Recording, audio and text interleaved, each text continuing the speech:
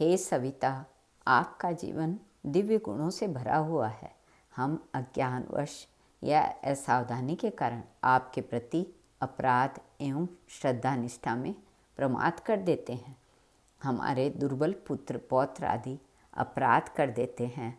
फलतः उनके अपराध से हम भी अपराधी हो जाते हैं। आप उन सब प्रकार के अपराधों को क्षमा कर हमें संपूर्ण पापों से मुक्त कर दीजिए। हमारी यही अभ्यर्थना है।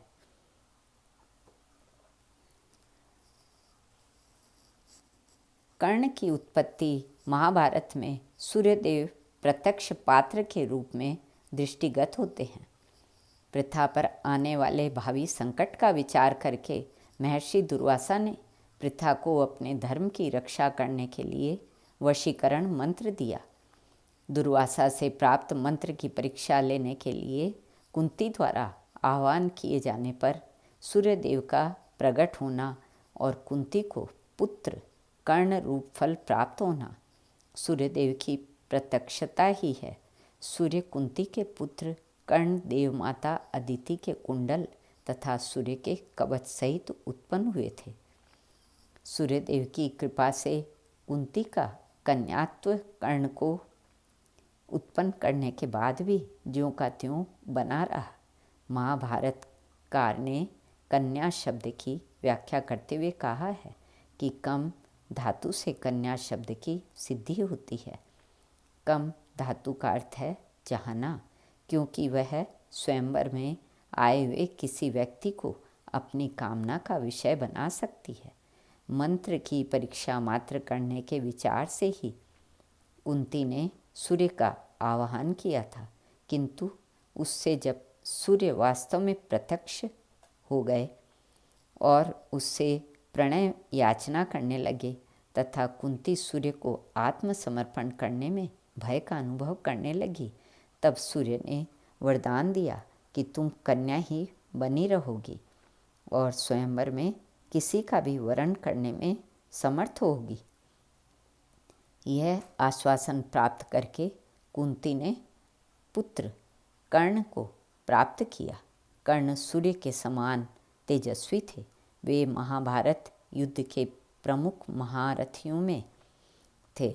दुर्योधन ने तो उन्हीं के बल पर युद्ध छेड़ा था। समय समय पर सूर्यदेव पुत्र स्नेह के कारण कर्ण पर विपत्ति आने के पूर्व उन्हें सावधान कर देते थे। नारायण श्री कृष्ण ने महाभारत युद्ध में अर्जुन की विजय निश्चित की थी।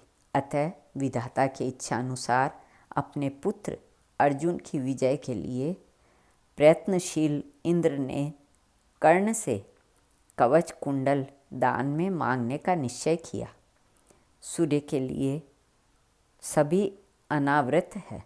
अतः सूर्य इंद्र के इस निश्चय को जान गए और पुत्र स्नेह के कारण योग समृद्धि से संपन्न वेदवेत्ता ब्राह्मण का रूप धारण कर उन्होंने रात को स्वप्न में कर्ण को दर्शन दिया तथा कर्ण से कहा, इंद्र ब्राह्मण का छद्म वेद धारण करके तुम्हारे पास कवच कुंडल मांगने आएंगे, तुम देना मत। परंतु कर्ण ने अपने सिद्धांत के अनुसार याचक को प्राण तक देने का अपना अटल निर्णय बता दिया। इस पर सूर्य ने कर्ण से कहा कि यदि तुमने यह निश्चय कर ही लिया है तो तुम कवच कुंडल के बदले इंद्र से अमोघ शक्ति ले लेना। यहाँ यह कह देना आवश्यक है कि सूर्य ने कर्ण को यह नहीं बताया कि वे कर्ण के पिता हैं।